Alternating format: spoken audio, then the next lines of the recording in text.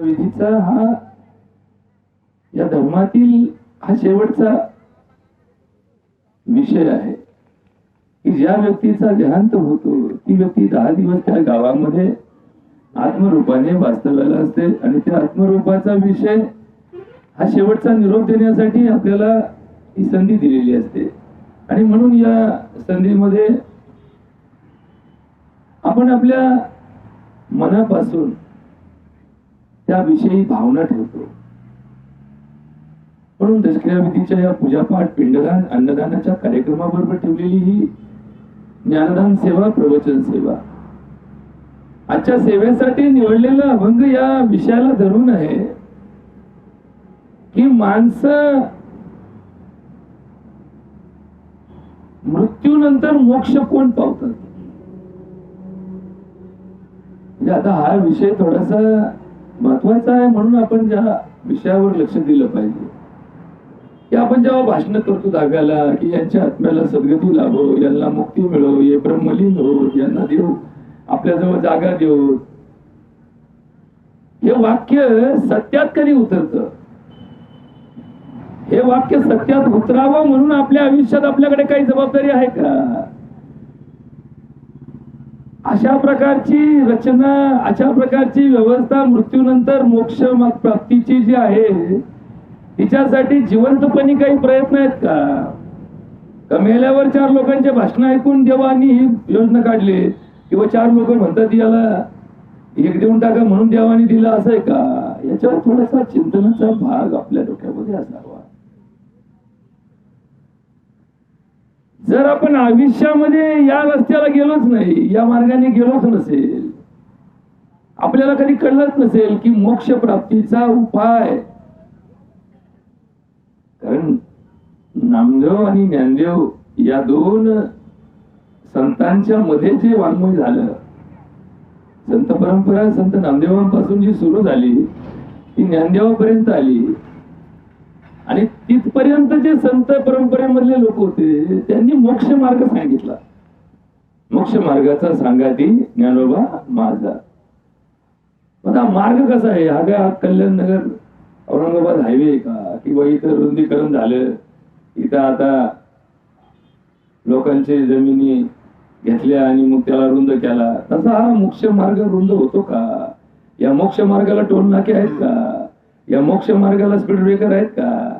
याला कुणी अडथळा आणण्याचा प्रयत्न करू शकतो का? याच्यावर थोडं चिंतनाचा भाग. म्हणून आपल्याला एक चिंतनाची बाजू समजावी. त्यात आज छत्रपती शिवाजी महाराजांच्या जयंतीचा दिवस आहे. तारखेने का असू नये तिथेने का असं तेव्हा तो दिवस आपल्यासाठी एक प्रेरणादायी दिवस आहे. त्याच्याशी वाद नको. काही लोक म्हणतात आम्ही तारखेने सांभाळीत नाही, तिथीने सांभाळतो. आता तारीख आणि तिथी याच्यातलं अजून कोणाला गणित कळलं नाही. कालमापनाच्या पद्धती जगामध्ये आपण किती जरी संस्कृतीला धरून असलो, किती जरी हिंदू परंपरेमध्ये असलो तरी तारीख आणि तिथी याच्यापैकी आपण व्यवहारामध्ये नेहमी तारीखच वापरतो. जर समजा घराच्या लग्नाची पत्रिका आली तर लग्न आपण किती तारखेला विचारतो, कोणत्या तिथीला विचारित नाही. यामध्ये का महत्व आहे? कारण या जगामध्ये जे विस्तारलेलं हे स्वरूप आहे, या कालमापनाच्या पद्धती प्रत्येक धर्माने वेगळ्या होत्या, प्रत्येकाचे गणित वेगळं होतं. परंतु या जगामध्ये आज मात्र बहुतांश राष्ट्रांमध्ये व्यवहारामध्ये इंग्रजी कालमापनाची पद्धतच अवलंबली जाते. इंग्रजी कॅलेंडरच आपल्या घरात असतं. जरी ते मराठीत लिहिलं तरी ती साल, तो महिना आणि ती तारीख इंग्रजीच्या प्रमाणे चालते. हे आपल्या अंगवळणी पडलेला विषय, त्याच्यावर चिंतन करत नाही. पण आजच्या विषयाला धरून राजा आणि प्रजा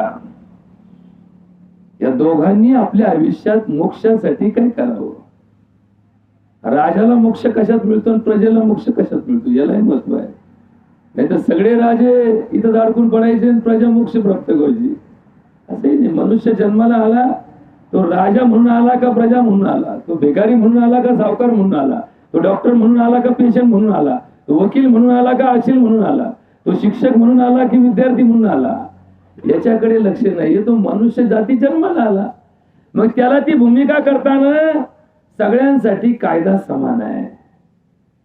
जो नियम पुत्राला आहे तोच नियम दुश्मनाला आहे. मोक्ष ही पदजन्य परिस्थितीजन्य परिणत होणारी व्यवस्था नाही. ही सगळी कशावर अवलंबून आहे? तुम्ही इथं येऊन जे केलं, जी तुम्हाला भूमिका बजावी लागली, या महानाट्यामध्ये तुमचं नाटक हे चाललं आयुष्यभर. या नाटकामध्ये तुम्ही ज्या पात्रात होता ते पात्र तुम्ही कोणत्या भावनेतून पार पाडलं याच्यावरती तुमचा मोक्ष अवलंबून आहे. आणि म्हणून तुकाराम महाराजांचा अभंग, जो अभंग सगळ्यांचा पाठ आहे, नामदेव महाराजांचा अभंग आहे, ज्ञानेश्वर माऊलींचा अभंग आहे, संत निळोबारायांचे अभंग आहे. पण आपण आज प्रवचनासाठी निमित्त म्हणून काहीतरी असावं, आधार असावा. प्रवासाला जसं वाहन आवश्यक आहे, मग तुम्ही जीप मध्ये बसले काय, ट्रक मध्ये बसले काय, टेम्पोत बसले काय, इथे येण्याची मतलब आहे. तसं प्रवचन करताना एक आधारभूत सिद्धांत स्पष्ट करण्यासाठी एक संत परंपरेची व्यवस्था आहे. प्रवचनासाठी एक प्रमाण निवडायचं. म्हणून आपण आज नामदेव महाराजांचा अभंग, की जो आपण सगळेजण 7 दिवसाचा सप्ताह घातला, इना उतरायच्या टायमाला गातो. का गातो, कशासाठी गातो याचंही महत्व समजून घेण्यासाठी. कारण सप्त्यामध्ये सुद्धा आता खूप काही गोष्टी माणसाला मोठेपणासाठी केल्या जातात. सप्ताह घातला म्हणजे आपण लय उपकार केले देवावरती अशा भावनेतून आम्ही जगायला लागलो. लय उपकार झाले व मग 7 लाख खर्च केला, 7 दिवस घातले, चेष्टा केली का? देवाला काही कळत नाही का मी एवढे दिवस गेलो? म्हणजे आपण देवा उपकार केल्याची भावना ठेवतो. आणि ही माणसाचा स्वभाव आहे. माणूस नेहमी स्वतःला वर दुसऱ्याला खाली समजायचा प्रयत्न करतो. हे करता करता देवाला याच्यातून सोडा नाही माणसाने. आणि म्हणून माणसाला काहीतरी जाग्यावर वास्तवात परमार्थ समजावा. म्हणून नामदेवांचा अभंग, आकल्प आविष्य व्हावे तया कुळा, माझी या सकळ हरीची या तासा, कल्पनेची बाधा न हो कोणी काळी, ही संत मंडळी सुखी असो, अहंकाराचा वारा न लागो राजसा, माझी या विष्णुदासा भाविकाचे, नामा म्हणे तया असावे कल्याण, जयामुखी निधान पांडुरंग. आता याच्यावरती थोडं बारीक चिंतन सांगण्याचा प्रयत्न करतो. बघा, हा विषय प्रत्येक व्यक्तीच्या जीवनामध्ये समजून घेण्यासाठी सांगितलेला आहे. एक स्त्री एका परिवारामध्ये जर त्या परिवाराची जबाबदारी संसार सागरामधली स्वीकारित असेल तर तिला सुद्धा अहंकार चिटकतो. एक विद्यार्थी जर वर्गामध्ये पहिला आला असेल तर त्याला सुद्धा अहंकार चिटकू शकतो. एखादा डॉक्टर एखादा पेशंट नीट करून जर त्या पेशंटनी त्याची स्तुती गायली असेल, डॉक्टर भारी गुण आला मला, डॉक्टर भोगलाच ना. एखाद्या वकिलांनी एखाद्या घोटाळ्यात एखाद्या आशिलाला सोडला असेल, तो वकील भोगला ना मला, मग तिने खून करून तो सोडा का नाही त्याला, म्हणजे यांनी काय पुण्य का पाप ती बाजूला गेलं. बघ, आपला वकील धंदा करताय म्हणला, मी कसा मांडला, अरे पण तू काय केलंय तिने काही विचारलो. एखाद्या शिक्षकाच्या हाताखाली शिकणारा एखादा पोरगा जर राज्यात निवडून पहिला आला तर शिक्षक भोगला ना. एखाद्या गावचा एखादा महाराज जर 4 लोकांनी बोलावला, महाराज भोगला ना. त्याला वाटतं यायला मग आपल्या सगळं माणूस नाही. अरे मग तुम्हाला या व्यवस्थेमध्ये कळलं काय? परमार्थ ही व्यवस्था कुणालाही मोठेपण देण्यासाठी नाही. जर एखाद्या ठिकाणी एखादा महाराज प्रवचन सांगत असेल आणि 450-500 लोक जर ऐकत असतील तर मोठं कोण याची व्याख्या इथं सांगितलेली आहे. सांगताना फार बारीक चिंतन सांगितलेलं आहे. मला असा गैरसमज व्हायला लागला की मी खाटावर बसलो म्हणजे तुमच्यापेक्षा मोठा आहे आणि तुम्ही पुढे बसले म्हणजे तुम्ही माझ्यापेक्षा लहान आहेत, ज्ञानाने असू अनुभवाने असू, असा गैरसमज आहे, भ्रम आहे. उलट इथं घोटाळा असा आहे, सगळ्यात लहान माणूस इथं बसलेला असतो आणि सगळ्यात मोठा माणूस समोर असतो. म्हणून तर तुकाराम महाराज काय म्हणतात, नको ब्रह्मज्ञान आत्मस्थिती भाव, मी भक्त तू देव, तुम्ही देव मी भक्त आहे म्हणून तर इथं आलोय, बरोबर का? हे लक्षात घ्या. हा जर व्यवसाय म्हणून करायचा असेल तर मग मी मोठा आणि तुम्ही छोटे, पण हा जर भक्ती मार्गात घातला तर मी छोटा आणि तुम्ही मोठे. म्हणून तर 9 भक्तीमध्ये श्रेष्ठ भक्ती सांगितली श्रवण भक्ती. सगळ्यात पहिली भक्ती श्रवण भक्ती. मग असं म्हणले असते सांगणारा श्रेष्ठ, ऐकणारा 2 नंबरला 3 नंबरला, आपण नाही म्हणत का? श्रवण भक्ती सगळ्यात श्रेष्ठ भक्ती आहे. कारण श्रवण भक्तीला सहनशक्ती सगळ्यात मोठी असते. सांगणाऱ्याला जे कळतं ते सांगत असतो, पण ऐकणाऱ्याला ते नाही पटलं तरी ऐकून घ्यावा लागतं. म्हणजे ही किती मोठी सहनशक्ती, याच्यावरती जरा विचार करा, बारीक विचार करा. आणि म्हणून सांगायचं तात्पर्य काय, या अभंगाचं पहिलं चरण अकल्प आयुष्य व्हावे. आता हे बोलायला सोपं, अकल्प आयुष्य व्हावे म्हणजे काय व्हावे? म्हणजे आमचा बंगला व्हावा, म्हणजे आमच्या घरात 2 गाड्या असाव्यात, आमच्या पुरीचे लग्न मोठं 50 लाख घालून करावं, याला अकल्प म्हणतात का? नाही. ही काय आहे? ही कल्पना आहे, कल्पना. अरे असे कित्येक लग्न आहे की सामुदायिक मध्ये गेले, तिकून येतानाच 50 हजाराचा गाभा घेऊन आले आणि लग्न करून घरी आले, त्यांचे सुखाचे संसार झाले. आणि असे कित्येक लग्न आहेत 50 लाख रुपये घालून पोरीचं लग्न केलं आणि 50 दिवसात पोरगी घरी परत आली, परत आयुष्यभर नांदायला गेली नाही. म्हणजे 50 गेले का पाण्यात? म्हणजे असं का घडतं? कारण आपण हे सगळं कल्पनेत परिवर्तित केलं. कल्पना आपल्याकडे असं शाळेत शिकवतात, कल्पना करा. करा काय? खायला मागेन म्हणतो कल्पना करा, मला राजा केलं तर इथं 2 टाइम जेवायचे वांदेल. आणि अशी कल्पना का करतो? आयुष्यात कल्पना ही व्यवस्था कधीही माणसाला जीवनात यशस्वी करीत नाही. कल्पना, मला स्वप्न पडलं, स्वप्नात खातो काय? स्वप्न पडणं म्हणजे माणसाला त्या मार्गाने जाण्याचा मार्ग स्वीकारणं असं नाही. शास्त्र इतकं बारीक आहे देवा, शास्त्र इतकं बारीक आहे. आमच्या धर्मामध्ये स्वप्नाचे 7 प्रकार सांगितले, बरोबर का? धर्म हे काही चेष्टा नाहीये, जगातलं इतकं भारी सायन्स आहे. या सायन्सला आजपर्यंत कधी बाधा आली नाही. धर्मशास्त्र हे आजपर्यंत अबाधित राहिलेलं शास्त्र आहे. आजपर्यंत कोणालाच कळलं नाही कावळा येऊन शिवत का नाही, कोणालाच कळलं नाही. आजपर्यंत कितीतरी शास्त्रज्ञ येऊन गेले, कितीतरी शोध लागले, पार कोरोना येऊन गेला, त्याच्या लशी निघल्या, सगळं झालं. त्या लशी घेऊ आमचे गुडघे गेले, हे झालं, वटवं झालं, पण तरी आजपर्यंत कोणाला कळलं नाही कावळा आला, कावळा बसला, पिंडाला शिवला नाही, उठून गेला. लोकांना अजून कळलं नाही की याचं सत्य काय आहे. ठीक आहे, कावळा आलाच नाही, लोक म्हणजे इकडे कावळे येत नसत्या, पण कावळा येऊन शिवला नाही याच्यावरती अजून कोणाला सांगता आलं नाही की तो कावळा शिवला का नाही. आणि त्याच्या उलट काही ठिकाणी पिंड ठेवायचा उशीर, 50 कावळे आले, तिथं लगेच टपाटपा खाऊन निघून गेले. लोकांना हे कळलं नाही की या कावळ्यांना कुणी काय पत्र दिलं का की जवळ पिंड ठेवीत नाही तवर शिवायचं नाही. आता कावळा आहे, कावळ्याची नजर तर सगळ्या जगाच्या पाठीवर सगळ्यांना माहिती, एकाक्ष आहे तो, एका डोळ्याची नजर आहे, पण अशी तिखट नजर आहे त्याची. त्यांनी तर उलट कावळे लगेच जमा व्हायला पाहिजे होते, पण जवळ पिंड ठेवीत नाही तवर कावळा येत नाही. याचंही गणित कोणाला अजूनपर्यंत कळलं नाही. कारण हे जग एकाच तत्वाने चालतं. मग कोणत्या योनी जन्माला आला तरी त्याचं तत्व मात्र विष्णूच्याच तत्वाला जगलेलं आहे. म्हणून तर आमचे महाराज म्हणतात ना, विष्णुमय जग वैष्णवांचा धर्म. वैष्णवांचा धर्म म्हणजे फक्त माणसाचा नाहीये, हा धर्म सगळ्या प्राण्यांना लागू आहे, सगळ्या पक्ष्यांना लागू आहे, सगळ्या वनस्पतींना लागू आहे, या चराचराला धर्म लागू आहे. बरोबर, ह्याच्यावर थोडं बारीक चिंतन. हे बोलणं सोपं आहे महाराज, प्रत्यक्ष व्यवहारामध्ये जेव्हा आपण वागतो त्यावेळेस आपण निर्दयी पद्धतीने जग चालवतो. निर्दयी, दयावान, दया, माया, प्रेम, वात्सल्य, ममता हे सगळं पुस्तकात आहे. व्यवहारात फक्त 2 रुपयासाठी माणसाने काही केलं.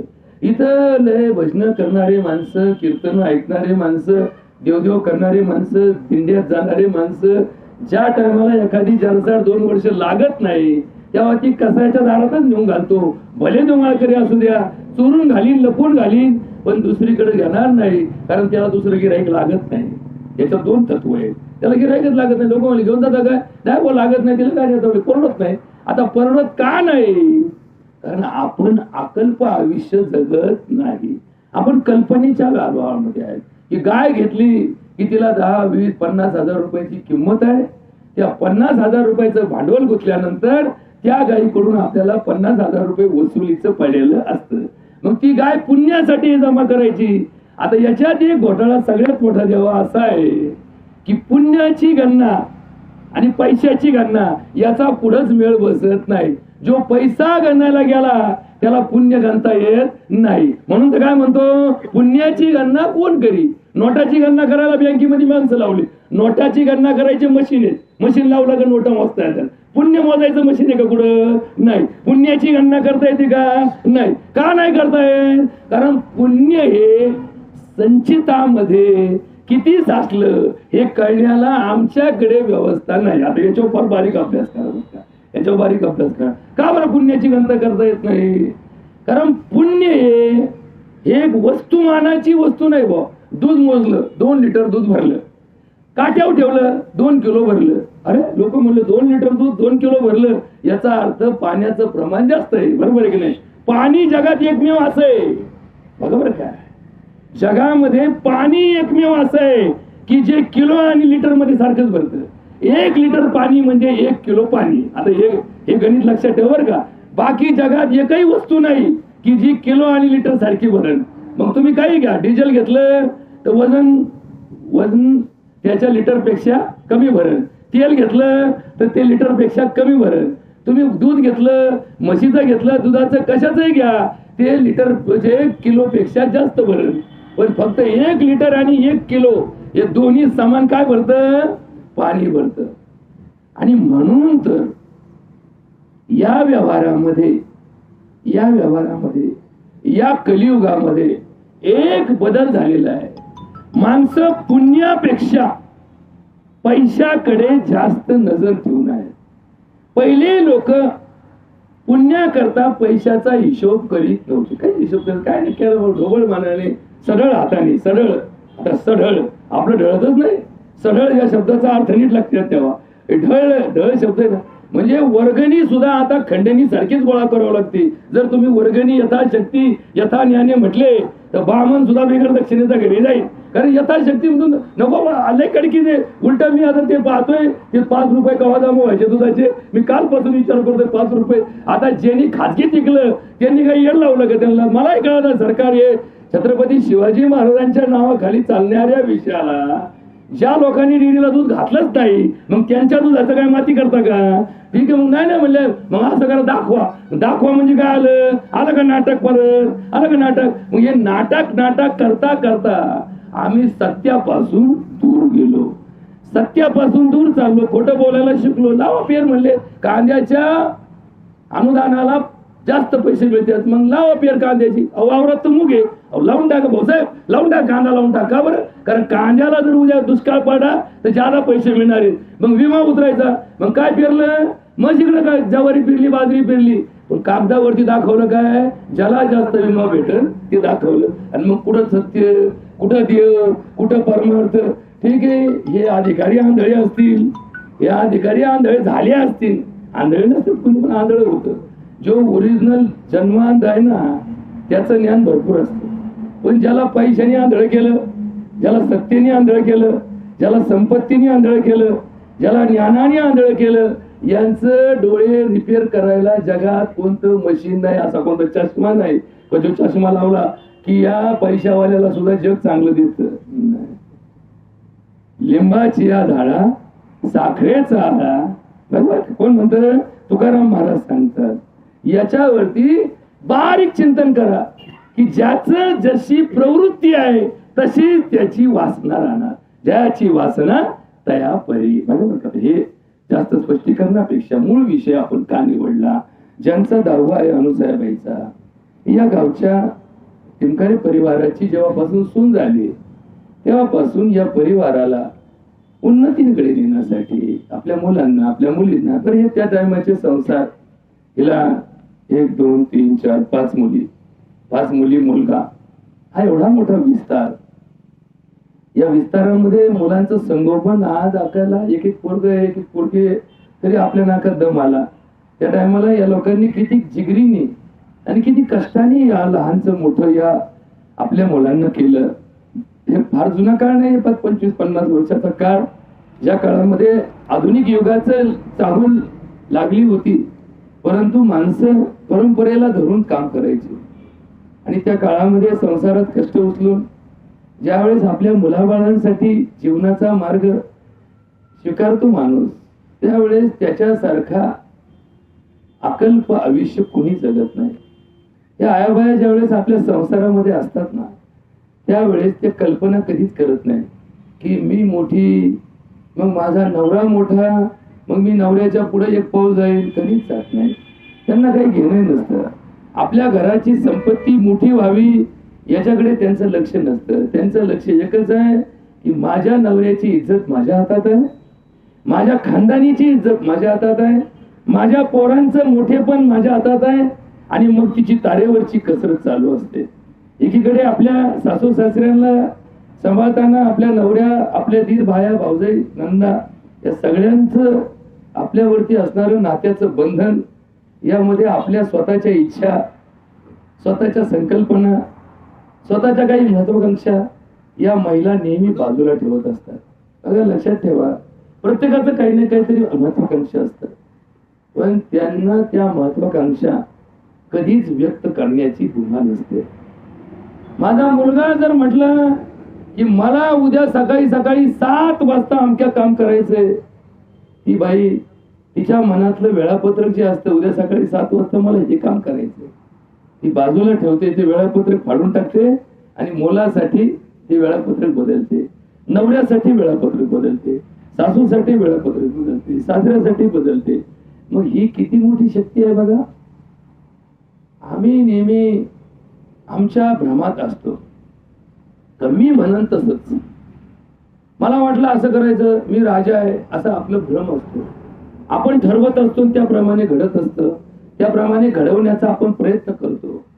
पण या संसारामध्ये हा महिला वर्ग जो असतो ना, माता, भगिनी, आई, आजी, सासू, आजे सासू, लेक, नात, हे जे महिलांचे नाते आहेत ना, बरोबर का, हे वाक्य नीट ऐका बारीक.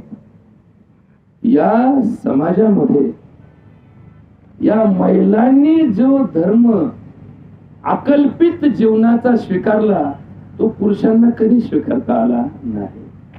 पुरुष नेहमी अहम भावाने जगतो, अहम भावाने, अहम मीपणा असतो पुरुषाला, म्हणून तर त्याला पुरुषार्थ म्हणतात. पुरुषार्थ बरोबर काय, मीपणा घालला का पुरुषार्थ. महिलांना पुरुषार्थ नाही असं नाहीये, पण महिला नेहमी पुरुषांच्याच पुरुषार्थामध्ये आपला पुरुषार्थ विलीन करत असतात. हा फार मोठा त्याग असतो बघा. या त्यागाचं गणित आपल्याला नाही कळणार, आपण त्याचा विषय कधी स्वीकारत नाही. परंतु बघा, धर्माने मात्र बाईला तिच्या या त्यागाची पावती दिलेली आहे. बरोबर, हे थोडस ऐकायला समाजामध्ये समजून घेण्याजोगं आहे. आपण आपल्या उतार्यावरती बापाचं नाव असेल तर आपल्या नावापुढे शाळेमध्ये सुद्धा बापाचंच नाव लागतं. म्हणजे मुलाचं नाव, त्याच्या पुढे बापाचं नाव, त्याच्या पुढे आडनाव. ही परंपरा आपली कायम आहे. आपण शाळेत नाव घातलं की पूर्ण नाव सांग म्हटलं की बापाचं नाव सांगतो. आता शासनाने नवीन काढला की खाली एका ठिकाणी आईचे नाव पण लिहा म्हटले, बरोबर. पण बघा, धर्मामध्ये जेव्हा या आईबापाच्या जोडीचं देवत्व मांडलं, त्यावेळेस आधी आईचं नाव घेतलं, मातृदेवो भव. मग सांगितलं पितृदेव भव, बरोबर का. मातृदेव भव, पितृदेव भव, आचार्य देव भव. म्हणजे या देवत्वाच्या यादीमध्ये आईला श्रेष्ठत्व दिलं. काकणभर आई ही बापापेक्षा एक काकणभर का होईना पुण्याच्या बाबतीमध्ये, त्यागाच्या बाबतीमध्ये, समर्पणाच्या बाबतीमध्ये काकणभर का होईना बापापेक्षा मोठी आहे. हे वाक्य ऐकून घ्या बरं का. आईला पहिलं स्थान दिलं. माता, मातृदेवाला फार महत्व दिलं. आता याचं कारणही आहे, कारण परमार्थ अनायास घडण्याची ताकद आईमध्ये आहे. आईने ज्यावेळेस जन्म दिला, बरोबर का, आईने ज्यावेळेस जन्म दिला ती घटना व्यवहारामध्ये सगळ्यात श्रेष्ठ परमार्थिक घटना आहे. सगळ्यात श्रेष्ठ परमार्थिक घटना आहे. कशी घटना परमार्थिक आहे? आईला ज्यावेळेस प्रसूती होते त्यावेळेस तिला आत्यंतिक वेदना होतात. आत्यंतिक वेदना म्हणजे एक दिवसाचा निरंकार उपास धरणाऱ्या माणसाला एवढा त्रास होणार नाही. 5 दिवस दिंडीत पायी चालणाऱ्या एखाद्या वारकऱ्याला एवढा त्रास होणार नाही. 4 महिने चातुर्मास धरणाऱ्या परमार्थ्याला माणसाला एवढा त्रास होणार नाही. एवढा वेदना, एवढा त्रास तिला त्या काळात होत असतो. आणि तो त्रास तिच्या कोणत्या स्वार्थासाठी काम करतो? कशासाठीच नाही. तो त्रास ती कशासाठी सहन करते?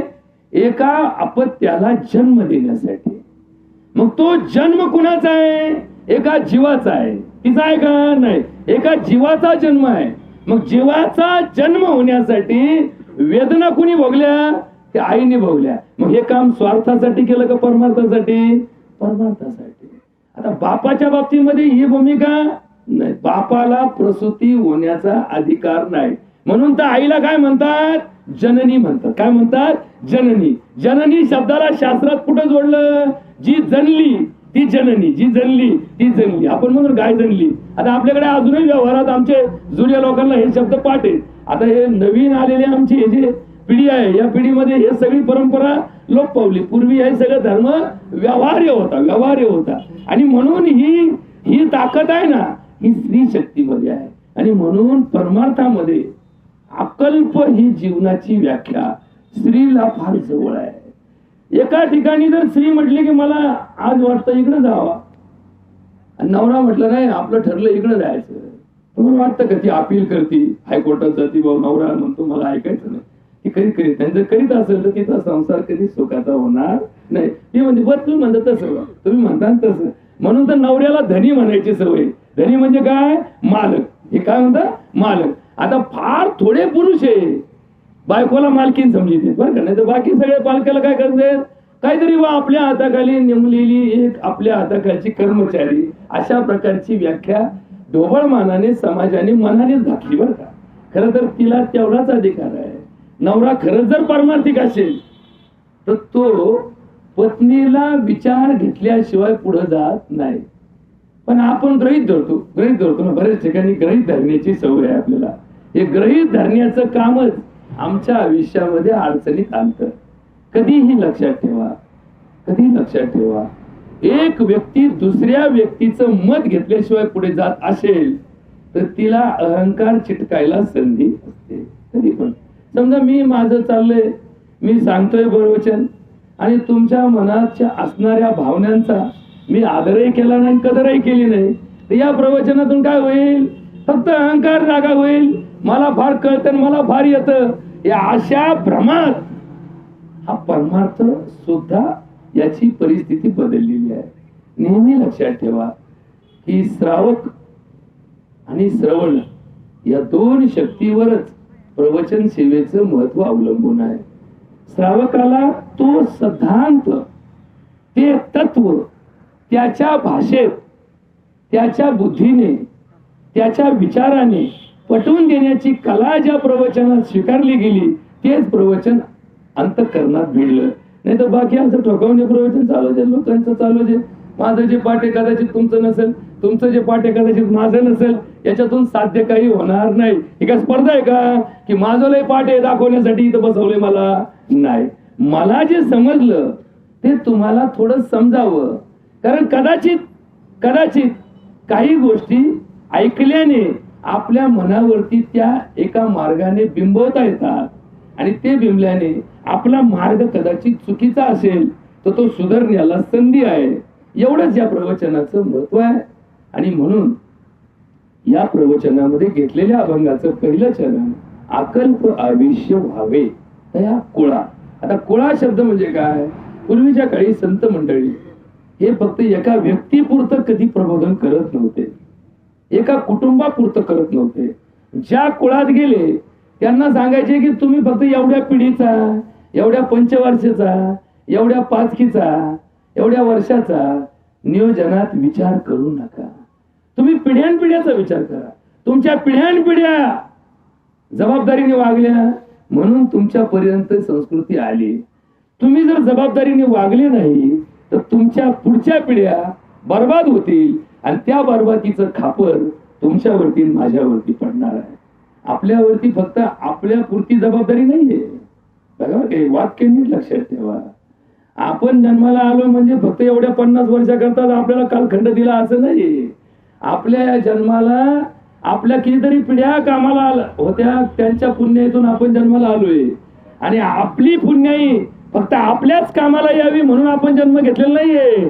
आपल्या पुण्याईला पुढच्या 50 पिढ्या त्या उपभोग घेणार आहेत, त्या पुण्याच्याही घेणार आहेत आणि पापाचाही प्रायश्चित्त त्या घ्यावं लागणार त्यांना. हे लक्षात ठेवा. म्हणजे पाप आज्यांनी केलं आणि नातवानी फेडलं हे जर करत असेल तर कोणता नातू आज्याला चांगलं म्हणणार आहे लक्षात ठेवा. समजा आपण आपल्या नादात आपल्या वडिलोपार्जित इस्टेटीचा काही भाग इकून टाकला.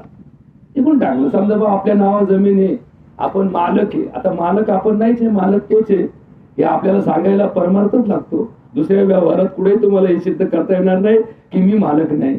मालक तर तोच आहे. देह काळाचे, धन कुबेराचे, तेथे मनुष्याचे काय आहे, करता करविता, नेता नेविता, इथे त्याचीच सत्ता काय आहे. पण फ्लेक्सबोर्ड वरती त्याची सत्ता कुठली लिहिली, कोणी वाचली, कोणी सत्ता त्याची आली, आपण म्हणलो याची आली त्याची. म्हणजे आम्ही आमच्यातच सत्ता वाटून घ्यायला लागलो.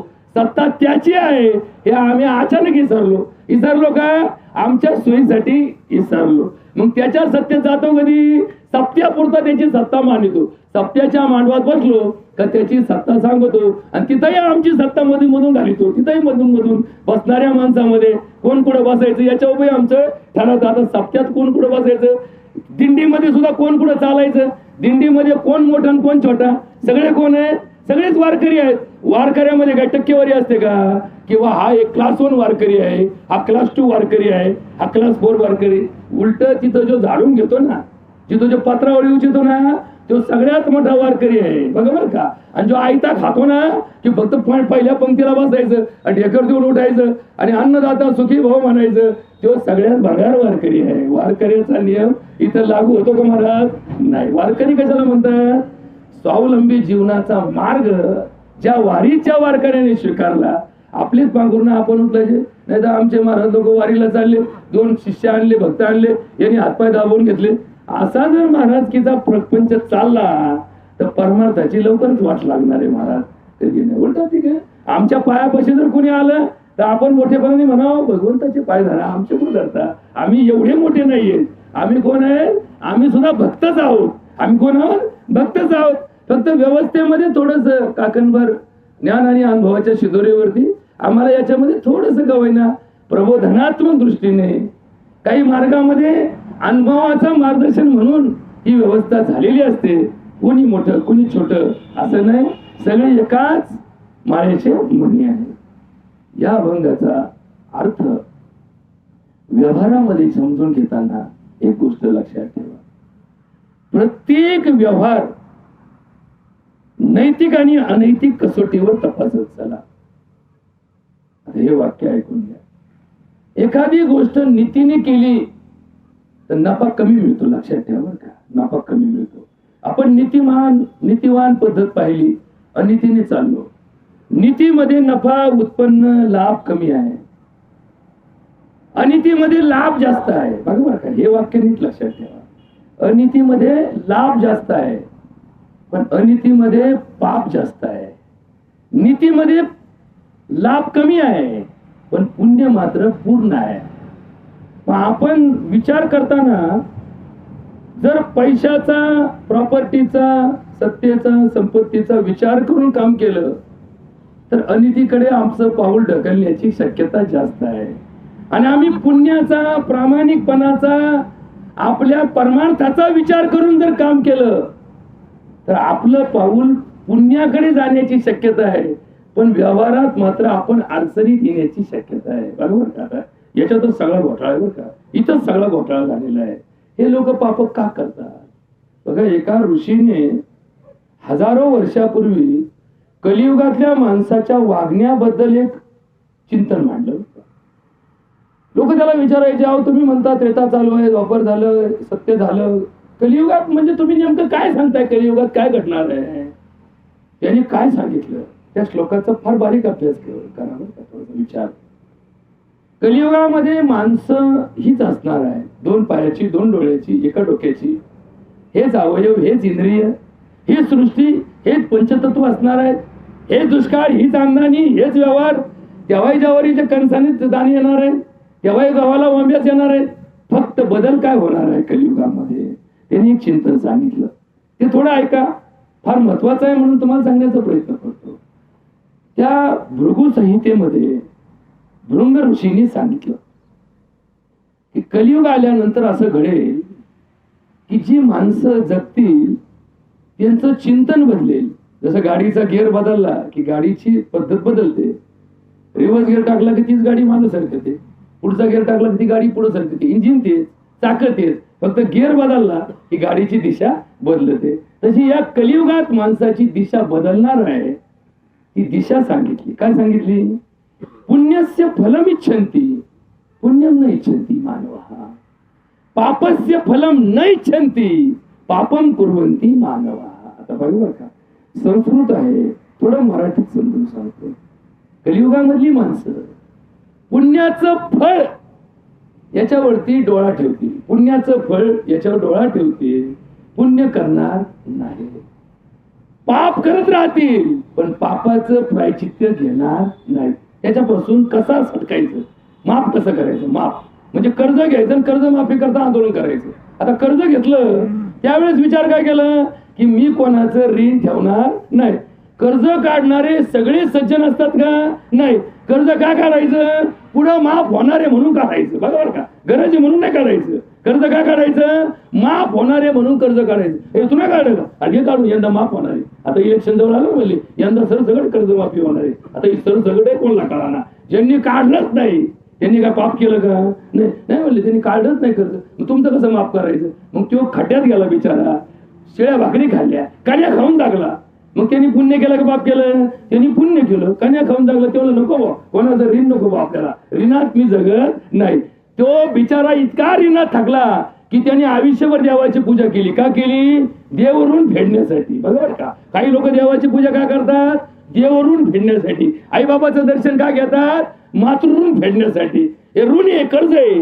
आता आमच्या उतार्यावर याचा बोजा चढत नाही म्हणून कोणाला कळलं कर्ज काय. खरे कर्ज कोणते सर? देव ऋण, पितृ ऋण, मातृ ऋण, गुरु ऋण, समाज ऋण. हे समाज ऋण आहे. आम्हाला एक कर्ज आमच्या उतार्यावर नाहीये म्हणून आम्हाला कोणाचं घेणंच नाहीये. बरोबर का? आता याच्यावरती फार बारीक चिंतन करा. कर्ज ही कल्पना फक्त पैशात आणि आपल्या उतार्यावर बोजा चढवल्यावर घडते असं नाही. ज्या दिवशी आपला जन्म झाला त्या दिवशी आपल्यावरती 5 बोजे चढलेलेच आहे. या आयुष्यात तुम्हाला ते 5 बोजे फेडायचे. इथं सुद्धा आपण आलो. ज्या वेळेस एखाद्या आत्म्याच्या वरती, या उतार्यावरती त्याच्या हे बोजे कायम राहिले त्याला मुक्ती मिळत नाही. लक्षात ठेवा का? ही मुक्ती फार विशिष्ट पद्धतीने दिली जाते. म्हणून तर हरिपाठात आपण गातो फक्त भावे विना भक्ती, भक्ती विना मुक्ती. आता भक्तीचा आणि मुक्तीचा काय संबंध आहे? इथं तर आपण भाकरी आणतो, इथं तर एखाद्या माणसाला दारू सवय असेल तर क्वार्टर आणून ठेवतो, इथं एखाद्या माणसाला जर तंबाखूची तल्लफ असेल तर आपण तंबाखूची पुढे ठेवतो. बघा बरं का? आता आपली बुद्धी किती भ्रष्ट असते बघा. खरं तर मुक्ती कधी मिळते? भक्ती केल्यावर मिळते. आणि भक्ती का करावी लागते? भगवंताचं कर्ज आहे आपल्यावरती, त्याने आपल्याला जन्म दिलेला आहे. जन्मोजन्मीचा पुण्य संचित झाल्यानंतर त्याने आपली निवड या मनुष्य जातीच्या योनीमध्ये केली आणि मग आयुष्यामध्ये आम्ही त्याने केलेली निवड ही सार्थ तर ठरवलीच, परंतु त्याने आपल्याला हे तिकीट दिलं ना. जसं बघा बरं का, तिकीट दिलं, जसं एखाद्याला तिकीट दिलं जातं ना. अरे तिकीट कळतं म्हणून सांगतो. तिकीट दिलं, यांनी मला पंचायत समितीचं तिकीट दिलं. आपण काय करतो? त्याचे उपकार ठेवतो. अहो भाऊ सर, तुमच्यामुळे मला पंचायत समिती तिकीट भेटलं. तसं आपल्याला ह्या मनुष्य जन्माचं तिकीट दिलं म्हणून त्याचे काय आपल्यावरती उपकार आहे. मग भक्ती कशासाठी करायची? चांगला पाऊस पडावा म्हणून? पावसाचा भक्तीशी काही संबंध नाही. ज्या गावात भक्ती चालते त्या गावात पाऊस पडतो असं असतं, तर ज्या गावात भजन होत नाही त्या गावात पाऊस पडत नसता. भक्तीचा आणि पावसाचा काही संबंध नाही.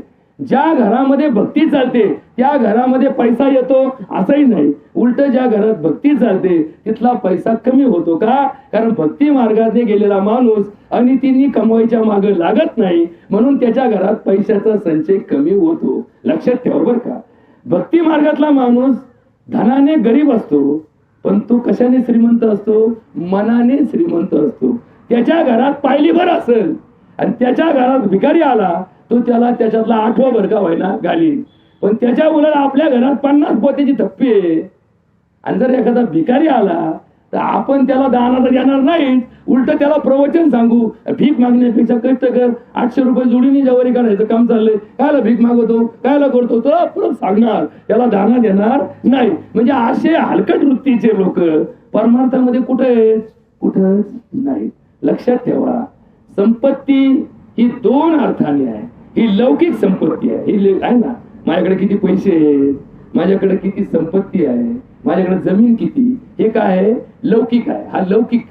आता अलौकिक म्हणजे काय? अलौकिक म्हणजे काय की ज्याची गणना या भूतलावरील भौतिक गोष्टीत होत नाही. बरोबर का? हे जे आहे ना आपण सुख म्हणतो, भौतिक सुख आणि आमचं परमार्थिक सुख.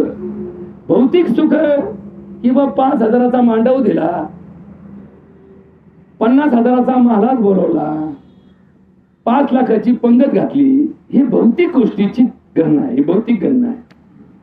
पण खरी लौकिक अर्थाची ही जी अलौकिक वृत्ती आहे ना, पुण्याची गणना. या पुण्यामध्ये आम्ही 1 तास उन्हात बसून प्रवचन ऐकले. उन्हात बसून उन्हाचा तडाखा चालू आहे तरी पण आम्ही इतके तल्लीन झालो की आम्हाला उन्हाकडे लक्षच नाही आमचं. आम्ही ऐकलं. ही जी परमार्थिक संचयाची बाजू आहे ना, ही जेवढे तुम्ही दुःख या भौतिक तत्वाला जोडताल तेवढे तुम्ही परमार्थामध्ये पुण्याचा संचय वाढवताल. आता हे वाक्य थोडं जड झालं, त्याला प्रमाण देतो बरं का. आमच्या अंतःकरणामध्ये जर भावना शुद्ध असेल तर प्रपंचामध्ये आम्हाला फार काही गोष्टीची गरज लागतेच असं नाही. म्हणून तर महाराज काय म्हणतात, न्यूनही पुरते अधिकही सरते. बरोबर का? न्यूनही पुरते अधिकही सरते. आता याचा अर्थ काय? काहीच नसलं तुमच्याकडं, तुम्ही दिंडीला चालले, तुमच्याकडे आथरून नाही, तुमच्याकडे पांघरून नाही, तुमच्या पायात चपला नाही, तुम्ही उघड रोडला आले, तुम्हाला एखादी दिंडी चालताना दिसली, तुमच्या मनात भावना आली आणि चला दिंडीला, काय व्हायचं ते होऊ, चाललो दिंडीला. आता इथं आले, दिंडीत बसले, दिंडीत 100 लोक भेटले. त्या 100 लोकांकडे त्याचे आथरून आहेत, पांघरून आहेत, सगळे त्या 100 लोकांच्या लक्षात आलं की आपल्या दिंडीमध्ये एक जण असा आलाय की ज्याच्याकडे काहीच नाही. आता परमार्थाच्या वाट्याला चालणाऱ्या माणसाचा प्रामाणिकपणा हळूहळू जागा होतो बरं का. याच्याकडे थोडं बारीक लक्ष द्यावं. परमार्थ कधीच वाया जात नाही. काय का होईना, किती नालायक असला तरी परमार्थाला आल्यानंतर थोडा का होईना त्याला ठोका पडतो. तो काय म्हणतो, नको दिंडी देवा, नको इथं झटका द्यायला, इथं झटका द्यायला नको बरं का. मग त्या पाहुण्याला, तो पाहुणा कुठला, इमामपूरचा, दिंडी कुठली म्हटली, आली म्हणून नेवाशाची दिंडी आली आणि बसला. अहो त्याला असा अनुभव आला की या लोकांनी त्याचे आथरून पाखरून आणलेल्या माणसापेक्षा याची ठेप जादा झाली. कारण काय, सगळेच पुण्य संचय करायला निघाले. अरे म्हणले, अशा ज्याला पांघरून नाही त्याला पांघरून दिलं की तुमचं पुण्य वाढत आहे, याच्याकडे 100 पांघरून गोळा झाली. आयला म्हणला काय भाग्यवान आहे म्हणला, 100 लोकांनी पांघरून आणून दिले ना. दिंडीत माणसं किती होते? 100. हा पाहुणा किती होता? एकच होता. त्या 100 लोकांना महाराजांनी प्रवचन सांगितलं, अरे तुमचं ताट वाढण्याआधी दुसऱ्याचं ताट वाढा, त्याला जेव घाला म्हणजे तुम्हाला जेवण्याचं पुण्य मिळेल. त्याका का अन्नदान तुम्ही करा ना, पण तुम्ही दुसऱ्याला कमीत कमी जीव तर घालीत चला. तर शिजवलेलं असं करता करता सगळेजण म्हणायचे, ओ इमामपूरवाले, ओ राम राम, बसा. याला सगळे जण देव रूपाने ठेवायचे. कारण काय, अतिथी देवो भव हे आपलं वाक्य. त्या दिंडीत कोण होता? देव पाहुणा होता. आला म्हणलं काय भाग्यवान आहे म्हणला मी, असाच पिंच आपला निघालो. पण माझं मात्र दिंडीमध्ये पाहिलं मी. आणि मग पुढं पुढं काय झालं माहिती का, त्याला चटक लागली, त्याला चटक लागली. आमच्याकडे दोन्ही अर्थ आहे. 2 दिवसाचा पाहुणा, तिसऱ्या दिवशीचा काय लाज लावणं, त्याला लाज वाटायला पाहिजे. दर टायमाला आपलं भागत आहे म्हणून तो दर टायमाला भागवायला गेला. नंतर मात्र त्याचं वाटोळं आपाप झालं. मग तुम्हाला वाटतं काय सोपं आहे जगवलं? म्हणजे नीट लक्षात ठेवा, परमार्थ करताना परमार्थामध्ये ज्यांनी ज्यांनी आपल्याला काही दिलं, कुणी अन्न दिलं असेल, कुणी द्रव्य दिलं असेल, कुणी जागा दिली असेल, तर घेणाऱ्यांनी सुद्धा त्याच्यावरती कायमस्वरूपी ती गोष्ट लादू नये. नाही तर आमच्याकडे काय, ओ डॉक्टर साहेब द्या 10,000 रुपये, हो उद्यापासून सप्ताह बसायचं. आपण 10 कोणी ठरवले, दर टायमाला तुम्ही 10 देता, मग 10च्या खाली 10 आम्ही घेणार नाही. हा कायदा कुठून काढला?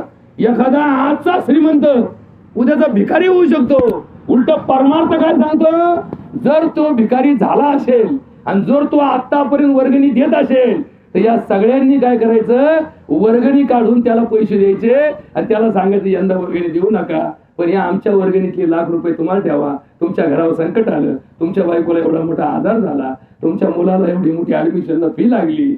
परमार्थ आम्ही त्या बाजूने करतच नाही. आपण फक्त लुटायचंच बघतो. चाललंय. आणि परमार्थामध्ये दुसरी बाजू जर समजून घेतली नाही तर हा परमार्थ अहंकारात आणि सोपस्कारात परिवर्तित होतो. बरोबर, अहंकारात आणि सोपस्कारात परिवर्तित होतो. आणि हे जर चिटकू द्यायचं नसेल तर आम्हाला सारासार विचार करण्याची गरज आहे. त्रिगुण असार, निर्गुण सार, सारासार विचार हरिपाठ. सारासार ज्याला जी गरज आहे त्याप्रमाणेच घडावं. वास्तववादी जीवनाचा अर्थ परमार्थ सांगतो. वास्तववादी जगा. आज एखादा राजा असेल तो उद्या भिकेला लागेल.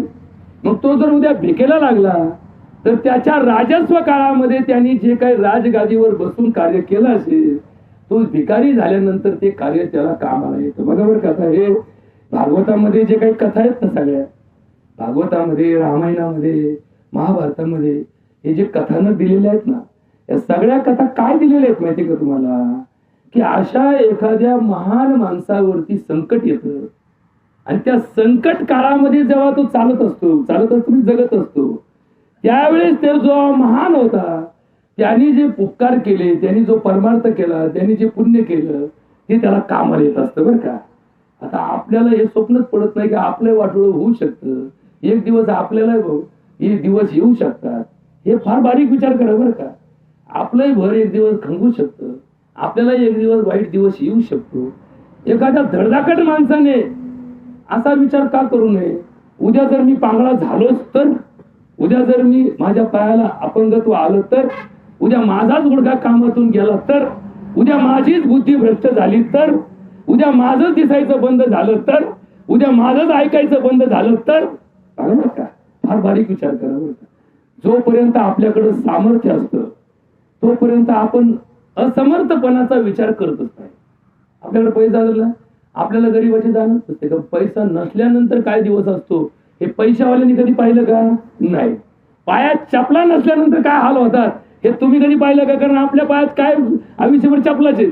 पण आपण असा कधी विचार केला का की असा एखाद दिवस आला की आपल्या पायात चप्पल नाही आणि आपण वैशाखाच्या महिन्यात, मे महिन्यामध्ये उन्हात चाललोय. मग असा दिवस आला तर आपल्याला तग धरता येईल का? आपण असा कधी विचार केला का? आपण असा विचारच करत नाही. म्हणून आपण परमार्थच करत नाही. परमार्थ का करायचा? परमार्थ करण्याची सगळ्यात पहिली व्यवस्था का केली? अनुवानी दिंड्या का काढल्या गेल्या? पायी दिंड्या का काढल्या गेल्या? रावटीमध्ये झोपण्याची दिंडीची व्यवस्था का केली गेली? आपल्या दिंडीमध्ये माधुकरी मागून खाण्याची व्यवस्था का करण्यात आली? तर माणसाला प्रतिकूल परिस्थितीतही जगता यावं याचं प्रशिक्षण दिलं पाहिजे.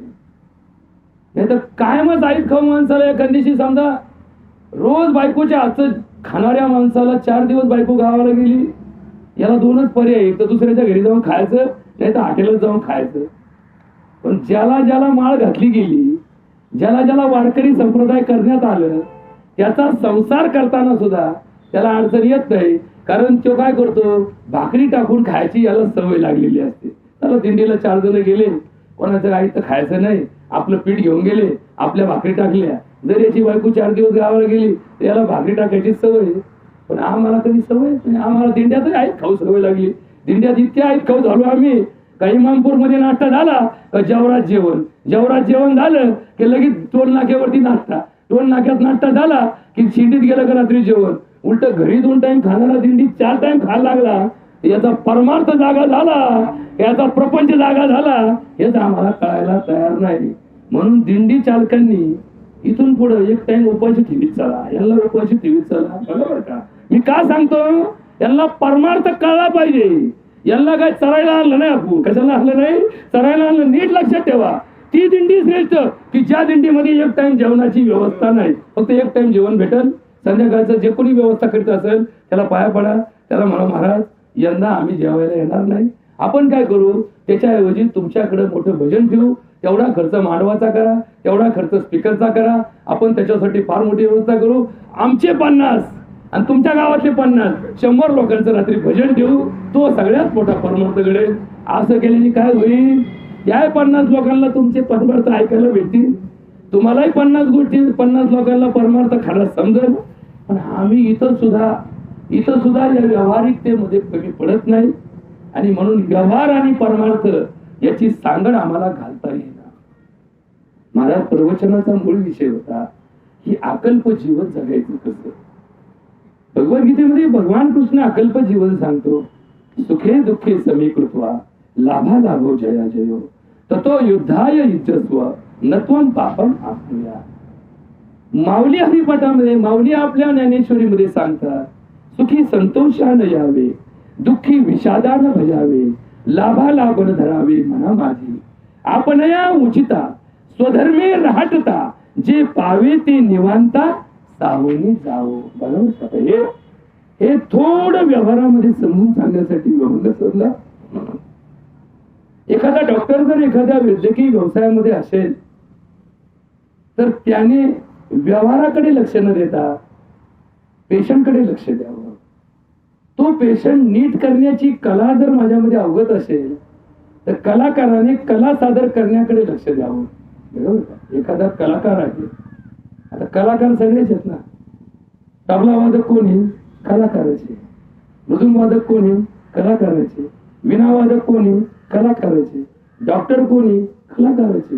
वकील कोणी, कलाकाराचे. कला आहे ना, कला अंगिक कला आहे. कला ही परमार्थाची सगळ्यात मोठी सेवा असते. बरोबर का? कला ही परमार्थाची सगळ्यात मोठी सेवा असते. कारण भगवंताने त्या माणसाची निवड त्याच्यासाठी केलेली असते. आवाज सगळ्यांनाच आहे, पण लता मंगेशकर सारखा आवाज जगात कोणाला मिळाला का? नाही. तिला कुणी आवाज दिला? तिच्या आईने दिला का? नाही. तिची आई गायक होती का? नाही. तिचा बाप गायक होता का? नाही. तिला आवाज कुणी दिला? भगवंताने शक्ती दिली, तिच्या आवाजात शक्ती दिली. प्रवचनकाराला प्रवचनाची ताकद कुणी दिली? भगवंताने दिली. आमचा बाप प्रवचनकार होता का? नाही. आमच्या आईने प्रवचन करू करू आम्हाला प्रवचनाचा मार्ग दाखवला का? नाही. भगवंताने आम्हाला ही बुद्धी दिली. मग परमार्थामध्ये जो बुद्धी देणारा आहे ना, त्याचं स्मरण ठेवा. अरे पाभाऱ्याला, पाभारीची जी शक्ती आहे ना, कुणी पाभाऱ्या होत नसतं. फारडाला कोणी चालतं. बरोबर का? फारडाला कोणी चालतं. जो पाभाऱ्या असतो ना, आणि मग पाभाऱ्याचं गुणगान गात होतो, अरे आमचा मारते ना, अरे पाभारी जाऊन बघा, त्यांनी बघा त्याचा दाना किती पडतो, एका इताव पडतो. एका इताव म्हणजे तुम्ही अख्खं वावर शोधून काढा, अख्खे वावा ढोंडाळा, आणि तुम्ही बघा मोडान आलं ना, त्याचं मोडान इतकं सुताव आणि सरळ असतं, आणि त्याचा दाना पडला ना, उगवल्यानंतर तुम्हाला कळण फुटाफुटावर दाना पडला. याने काय फुटपट्टी ठेवली तुझं संग? नाही. पण त्याच्यात ती काय झाली? कला निर्माण झाली. कला कशामुळे झाली? त्याच्या मेहनतीतून तर झाली, पण भगवंताने त्याला ती बुद्धी दिली.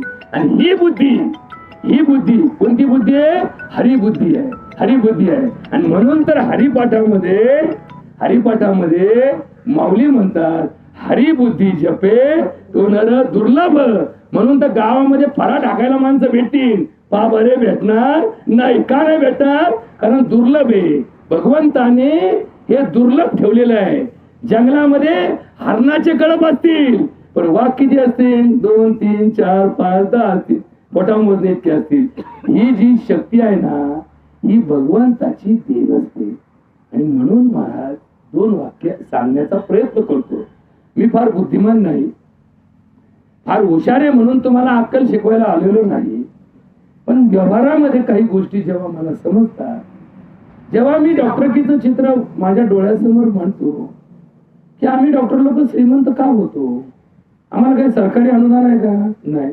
उलट तुमच्या घरात लाईट बिल आलं ना तर तुम्हाला 2 रुपये 4 रुपयांनी लाईट बिल घेतलं जातं. दवाखान्याचं लाईट बिल 10 रुपयांनी पडतं. उलट तुम्हाला एखाद्या गोष्टीमध्ये पिवळं लाल कुपन भेटतं, आम्हाला पांढऱ्या कुपनावर ठेवलं जातं. बरोबर का? नीट लक्षात ठेवा. तरी आम्ही श्रीमंत का होतो? कारण आमचे उद्देश थोडे थोडे चुकायला लागले. आम्ही रुग्णसेवा ही ईश्वर सेवा हे फक्त आमच्या बोर्डवर लिहितो. रुग्णसेवा ही ईश्वर सेवा. रुग्ण नीट झाला म्हणजे भगवंत प्रसन्न झाला हे फक्त आमच्या मनात असतं, हे फक्त आमच्या पाठीवर असतं. पण आमच्या अंतःकरणामध्ये मात्र भावना श्रीमंतीची असते. पोराला डॉक्टर का करायचं याचं स्वप्न बापाला पडतं. याचं स्वप्न जेव्हा बापाला पडतं, पोराचं तो नाम राहिलं काय पोरं काय करतो? पोरा डॉक्टर केला घातला. मग बरं 2-4 वर्ष तुला काय अडचण येणार नाही. अडचण कायची? पैशाची अडचण येणार नाही. हे कोणाला स्वप्न पडतं? बापालाच पडतं. तर पोराने काय करायचं याची बुद्धी थोडी ठेवा. आयला पोराला चांगलं शिकवा बरं का, चांगलं शिकवा. आता चांगलं काय मग BA ला काय वाईट शिकत का? BCom ला काय वाईट शिकत का? नाही. परंतु मात्र व्यवहारामध्ये आम्ही सगळा प्रपंच घातला. अरे पोऱ्याला काय केलं? अरे आमचा पोऱ्या कीर्तनकार झाला. मग बरं चांगलं तुझं कल्याण झालं. काय कल्याण झालं? कीर्तनकार पोऱ्या झाला म्हणजे कल्याण होतं का? कीर्तनकारांनी काय करावं? तुकाराम महाराज म्हणतात ज्या गावी करावे कीर्तन त्या गावी ठेवावे अन्न. मग जर असा कीर्तनकार झाला तो घराला कल्याण करील का? नाही. उलट एखादा शेतकरी केला तर 2 धान्याची पोती घरात येतील. कीर्तनकार केला तर याला आल्यानंतर तुकडे घालावं लागतील. मग कीर्तनकारात भाग्य मानणाऱ्या लोकांना ते भाग्य कशात सापडलं?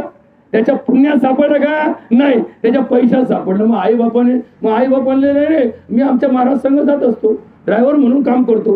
मग ड्रायव्हर करता यांनी हे काम चालू केलं. महाराज कीर्तन करतो तर कीर्तन कुणी ठेवलं? बाप त्याची गाठ घेत असतो. मी महाराजाचा बाप आहे बरं का, मी महाराजाचा बाप आहे बरं. हो का बरं? नाही जाताना ते महाराजाला घाई असते म्हणून तुम्हाला भेटायला आलो. जगी ऐसा बाप व्हावा त्याचा वंश मुक्तीला जावा. आणि असा वंश मुक्तीला जाणार आहे का जो सगळं गोळाच करायसाठी जगाला आला? असा बापही कामाचा नाही, अशी आई कामाची नाही, असं पोरग तर नाहीच, पण असा प्रपंचही कामाला येणार नाही. आणि म्हणून तर हे प्रपंचाचं जे गाडग आहे, प्रपंचाचं जे राडगाडग आहे हे अकल्पित जीवनातच यशस्वी होतं. या बाईने किती पैशासाठी जगात संसार केला म्हणून तिला मुक्ती मिळणार नाही. तिच्याकडे किती लुगडे पडलेले म्हणून तिला मुक्ती मिळणार नाही. तिला मुक्ती मिळेल तिने तिच्या 5 मुलींसाठी किती खस्ता खाल्ल्या, तिच्या मुलासाठी किती खस्ता खाल्ल्या, तिच्या जावाभावामध्ये कशी वागली, तिच्या सासू संघ कशी वागली, तिच्या सासऱ्या संघ कशी वागली, तिच्या नवऱ्याप्रती कशा भावना होत्या. हे सगळं अभ्यास पूर्ण नियोजन केलं जाईल. याचा अभ्यास गट तयार केला जाईल. यमाच्या फौजांना हेच काम असतं. यमाचा दरबार भरतो. ते यमाचे दूत असतात ना, ते दूत काय फक्त चाळ घेऊन आणि बेड्या घेऊन येत नाही. ते ज्या ठिकाणी येतात ना यमाचे दूत, ते यमाचे दूत याच्यामध्ये पूर्ण पारंगत असतात. जसे आम्हाला लोक म्हणतात हरिभक्त परायण आहे, तसे जे यमाचे दूत असतात ते प्रत्येकाच्या अंतःकरणातल्या भावना जाणतात. हे यमाचे दूत दहाव्याला सुद्धा आलेले असतात. हे तुम्हाला दिसत नाही, मलाही दिसत नाही, पण तिथं असतात. ते घेऊन जायला आलेले आहे. यम यांना घेऊन चाललं. जसं बा एखाद्या माणसाला अटक करायची असेल तर 4 पोलीस घरी येतात आणि सांगतात भाऊ या माणसाला वॉरंट आलेलं आहे, या माणसाला घेऊन जायचे. पण ते 10-5 मिनिटं थांबतात का की बापा संघ बोला, पोरा संघ बोला, बायकोला बोलून घ्या, काय तुमचे जे कोणी असतील त्यांच्याशी बोला. काही तुम्हाला याच्यात सवलत पाहिजे असेल तर तुम्ही तुमच्या पद्धतीने हाताळा, आणि म्हणून तुमच्यावरती ते घेऊन येतात. तसं हे यमाचं वॉरंट असतं ना, हे वॉरंट आलेलं असतं. गेल्यानंतर दशक्रिया विधीला हे यमाच्या दूतांबरोबर हा आत्मा पुढचा प्रवास करत असतो. पण हे दूत येऊन फक्त काय असे हात बांधून बसत नसतात. इथं आलेल्या प्रत्येक माणसाचं अंतःकरण जाणतात, अंतःकरण जाणतात. आणि त्या अंतःकरणामध्ये या अनुसयाबाई बद्दल काय भावना आहे, तिने आयुष्यात पुण्य केलं की पाप केलं याचं रेकॉर्ड कुठे दप्तरात सापडेल का कुणबी दाखलाय म्हणून आता शाळेत शोधायचा नाही. तिचं रेकॉर्ड कुठे सापडेल? याच जगात जे लोक जगवंत आहेत या जिवंत लोकांच्या अंतःकरणामध्ये तिच्याबद्दलच्या भावना कोरलेल्या असतात. ही चांगली वागली असेल हे लोक मनामध्ये हळहळ व्यक्त करतील, खरंच अनुसयाबाई खरंच बाई होती, देव अवतारी होती, काय आमच्यासाठी तिने केलं, किती उपकार तिचे आमच्यावरती आहेत, तिने आमच्यासाठी किती त्याग केला, तिने आपल्या आयुष्यामध्ये फक्त आमचाच विचार केला. अशी भावना जागृत झाली तर तिचा मोक्षाचा मार्ग आपोआप मोकळा होतो. आणि जर आमच्यामध्ये एखाद्याच्या मनात आले खडूस होती, भंगार होती, बरी झाली, व्याध गेली, बरोबर, एखादा नालायक जर मेला असेल तर लोक फक्त भाषण तोंडापुरतं करतात, अंत करतात म्हणतात आमच्या गावची व्याध गेली, आमच्या गावची घाण गेली, भंगार माणूस होता. मग असे जे विचार मनामध्ये येतात, हे काय माईकवर कोणी सांगतं का? किती नालायक मेला तरी त्याचं काय होतं, इथं पुण्य स्मरण होतं, चांगला होता नालायक का असताना पण त्यातली त्यात चांगला होता, त्यातली त्यात चांगला होता, असं पुण्याची गणना केली जाते. तर त्याच्याकरता काय आहे, मनामध्ये जे भावना असतात त्या ओठामध्ये येत नसतात, पण त्या अंतःकरणाच्या भावना जाणण्याची ताकद हे यमाच्या दूतामध्ये असते. आणि म्हणून त्या यमाच्या दूताला आपण जाणला झाली हा 10व्याचा कार्यक्रम असतो. अंतरंगामध्ये जे भाव असतात ते भाव त्याच मार्गाने यमाच्या दूतापर्यंत पोहोचवले जातात. आणि म्हणून ज्याने भक्ती केलेली असते ती भक्ती त्या भावाने केलेली असते, तो भाव त्या समाजाचा इथे प्रगट होत असतो, प्रगट होत असतो. आता हे वाक्य थोडं जड झालं, सोपं वाक्य सांगतो, सोपं वाक्य सांगतो. समजा मला पाहिलं, मला पाहिल्यानंतर ज्यांचं ज्यांचं माझ्यामुळे वाटोळ झालं असेल त्या लोकांच्या मनामध्ये माझ्याबद्दल नेहमी वाईटच भावना असणार आहे.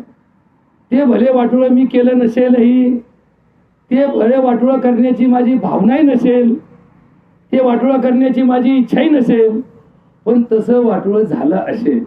बघा बरं का, फार बारीक अभ्यास करा बरं का परमार्थामध्ये. परमार्थ ढोबळ नाही, परमार्थाचा किस पाडता आला पाहिजे. किस पाडणं समजतं ना तुम्हाला, परमार्थाचा किस पाडता आला पाहिजे. समजा मी रस्त्याने माझी गाडी घेऊन चाललो, मी बरोबर कायद्याच्या बरोबर कायद्याच्या तत्वाने चाललो, माझ्याकडे लायसन आहे, माझ्याकडे लायसन आहे, माझ्याकडे गाडी चांगली आहे, माझा वेगही मर्यादित आहे, माझी दिशा बरोबर आहे, पण चुकून एखादी शेळी माझ्या गाडीला आडवी आली आणि त्या शेळीचा पाय मोडला, बरोबर. एक बारीक उदाहरण घ्या. आता ज्याच्या मालकाची शेळी आहे त्या मालकाच्या मनामध्ये भावना काय, हे नालायकाने माझ्या शेळीचं तंगडं मोडलं, बरोबर. आता तिथं मी नालायक कसा ठरलो? आता बघा बरं का, हे थोडं बारीक सांगतो आणि प्रवचन संपवतो. कावळा शिवण्याची आपण वाट पाहतो. हे प्रवचन म्हणजे ट्रेलर असतं, काही पिक्चर नसतो. इथं काही सगळं सांगता येत नाही, थोडा वेळ असतो, एवढ्यात थोडी झलक एवढी सांगता आली, त्या झलकेवरूनच तर म्हणतात आपल्याला ओळखून घ्यायचं असतं. आता मी विचार करायला लागलो, शेळीचा तर पाय मोडला, खरंय, माझी तर काही चूक नाही, कायद्यामध्ये तर मी बरोबर आहे, लायसन असल्यामुळे माझं सरकार काही वाकडं करू शकणार नाही. पण परमार्थिक विचारामध्ये एक विचार मनात आला, वाईट झालं रो, शेळीचा पाय मोडला, आपण लक्ष द्यायला पाहिजे होतं. शेळी जरी आडवी आली तरी आपलं लक्ष पाहिजे होतं, आपलं लक्ष पाहिजे होतं की तिकडून शेळी येत असेल तर आपण उभा राहायला पाहिजे. एखादा माणूस रॉंग साईडने आला म्हणजे मारायचा अधिकार मिळतो का? नाही. तो जरी रॉंग साईडने आला तर आपल्याला तारतम्य पाहिजे, आपण उभं राहायचं, आपण तेवढ्यापुरती गाडी बाजूला काढून घ्यायची, त्याला साईड करून द्यायची. जरी तो चुकला तरी आपण चुकता कामा नये, ही भावना मनामध्ये ठेवून जर आपण त्याच्या प्रती सानभीत ठेवली, खरंच राव तुमच्या शेळीचं नुकसान झालं बरं का, पण थोडा विचार करा, माझी काय चूक आहे सांगा बरं. मग तो विचार करायला लागतो. आपण म्हणतो तुला काय करायचं हे करून, तुला काय करायचं हे करून, असं म्हटल्याने भावना मात्र बदलते. आणि म्हणून महाराज या प्रवचनामध्ये अकल्प या शब्दाचा तत्वज्ञानाचा अर्थ समजून सांगण्याचा प्रयत्न केला. संसारामध्ये आपल्या कल्पनेला जागा देण्यापेक्षा परमार्थामध्ये ईश्वरी मार्गाला जागा द्या. ईश्वरी मार्ग हा कल्पनेचा मार्ग नाहीये. आपल्या स्वतःचा मार्ग कल्पनेचा असतो. मी श्रीमंत होणार आहे, मग श्रीमंत झाल्यानंतर माझा बंगला होणार आहे, ही कल्पना झाली. पण ईश्वरी मार्ग काय? ठेविली अनंती तैसेची राहावे, चित्ती असू द्यावे समाधान. ईश्वरी मार्गामध्ये फक्त माणूस ज्या प्रसंगात आहे, ज्या प्रपंचात आहे, ज्या परिस्थितीत आहे, तिथं काय परमार्थ करता येईल एवढं डोक्यात ठेवा, तरी तुमचं आयुष्य सार्थक होईल, तरी माझं आयुष्य सार्थक होईल. हाच विचार मनामध्ये ठेवून अनुसूयाबाईंनी या संसारामध्ये अकल्प आयुष्य जगली.